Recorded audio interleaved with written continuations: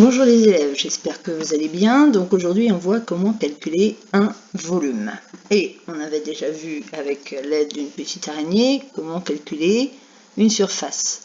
C'est-à-dire qu'on imaginait que l'araignée elle recouvrait toute la surface avec des fils et on se rendait compte que finalement ce n'était pas possible de compter le nombre de fils tellement ils étaient fins. Donc on a dit finalement à la petite araignée merci, on n'a plus besoin de toi. Et on va changer d'unité. Pour mesurer une surface, ce ne sont plus des longueurs qu'on utilise, mais des carrés.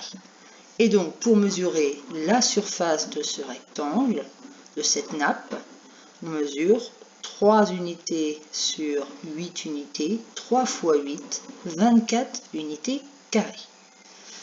Alors, je reporte cette sorte de nappe de 24 unités carrées par terre. Et ce que je vais faire, c'est, je vais en empiler au-dessus, et je vais remplir des nappes, des nappes, des nappes, des nappes. Et petit à petit, ces nappes, elles vont recouvrir et remplir le solide. Ici, c'est un pavé droit. Mais alors, le problème, c'est exactement la même chose que quand on voulait compter les fils. Là, comment compter le nombre d'épaisseurs de nappe?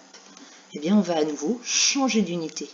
On ne va plus compter en unités carrées, on va compter en unités cubes. Et donc, sur cette première rangée, on a 24 cm3. Ensuite, il nous suffit de voir ensuite sur combien d'étages on répète ces 24 unités cubes. On a 4 étages, 4 fois 24, 96 unités cubes pour remplir ce pavé droit.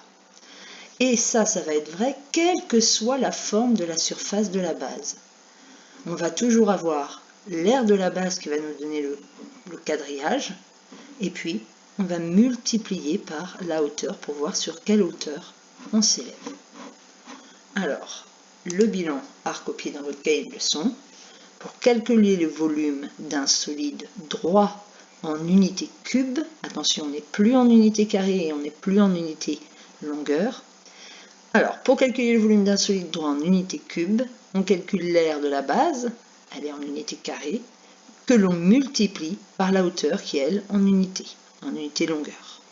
Donc le volume en centimètres cubes, c'est tout simplement l'aire de la base qu'on a bien travaillé depuis le début de l'année, multiplié par la hauteur.